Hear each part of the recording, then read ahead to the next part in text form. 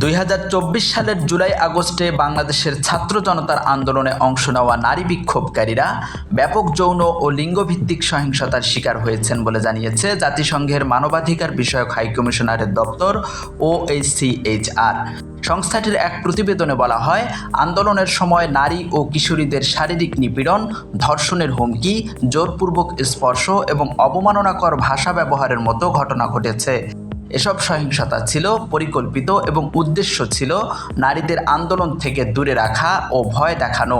বিশেষভাবে ছাত্রলীগ এবং আওয়ামী লীগ সমর্থিত সশস্ত্র গোষ্ঠীগুলোর বিরুদ্ধে এসব অপরাধে জড়িত থাকার অভিযোগ উঠে এসেছে।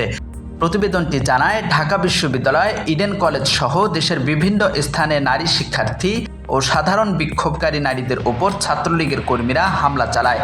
নির্দিষ্টভাবে নারীদের মুখ, বুক, তলপেট ও নিতম্বে আঘাত করা হয়, যা নিছক শারীরিক যন্ত্রণা নয়, বরং অপমানজনকভাবে লাঞ্ছিত করার কৌশল।